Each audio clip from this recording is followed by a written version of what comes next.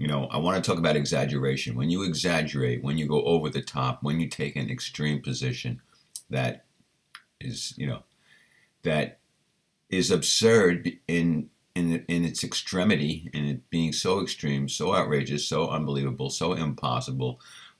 You can't connect the dots. It's just, it's just hysteria and overreaction. And why do we do it? Why do people overreact and exaggerate their story?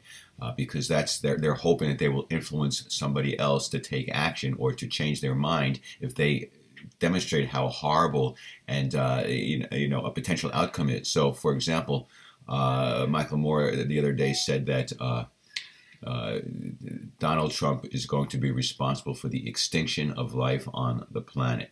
And he actually picked the day. I guess it's the day that maybe Trump rolled back some environmental things or some climate change things. But I'm not saying that's good at all that he did that. But for Michael Moore to take the position that by what he did, he has just sealed the fate of humanity, and we are now all going to be extinguished, and we're done. And he has destroyed life as we know it is just absurd.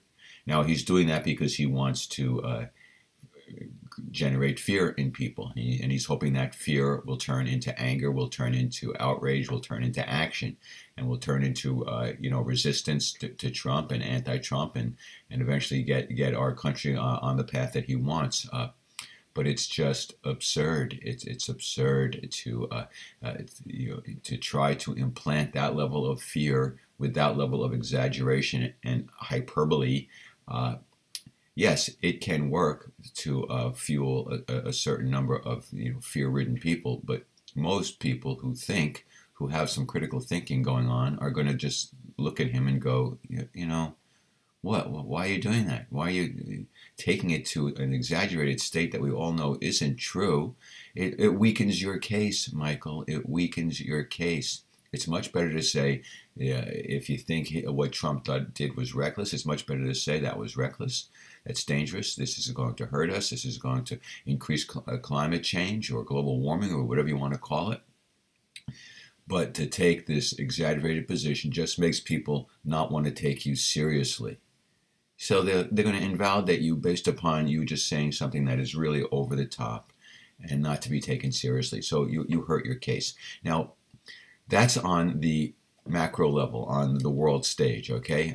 On the national stage, if you will. But look, people, we do this all the time in our personal relationships. And I'm trying to bring it down to personal relationships when we are in arguments with our loved ones, with family, with friends, with anybody, and we want to make our point. What do? We exaggerate. You always do that, even though they don't always do it. Maybe they do it a lot, but they don't always do it. You never do that. You're never there for me. You always ridicule me. You never. These are exaggerated states. These are extreme states. When somebody hears that in an argument and they know it's not true, they immediately focus on that they've been attacked inappropriately, that they've been attacked unfairly, that you're lying, that you're misrepresenting. And so now it's all about shooting the messenger, and it's not about the message anymore. So if you want to be taken seriously, don't say you always or you never, because they're going to focus on that. They're going to invalidate you. They're not going to take your position seriously. It's much better to stick to the truth, which is, you do this in a lot, and it's abusive, or you almost never do this thing that I've asked you to do, and that's passive aggressive or abusive or unloving or inconsiderate or whatever you want to say. But when we exaggerate in order to manipulate somebody to change their mind or do what we want, oftentimes it backfires because they invalidate the message, because they know it's so the position that's being taken is so absurd and extreme. They get defensive and angry and focus on that. And it's a perfect deflection. It's a perfect pivot for them, and you've provided it to them. So if you don't want them to pivot, if you don't want them to deflect, if you want them to take responsibility for what you're talking about, then stick to the facts. That's the high ground.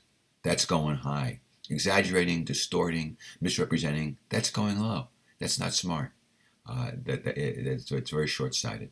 Okay? So stick to the facts. Don't exaggerate. Make your case. You got a much better shot at having the other side hear you and perhaps respond in a positive way.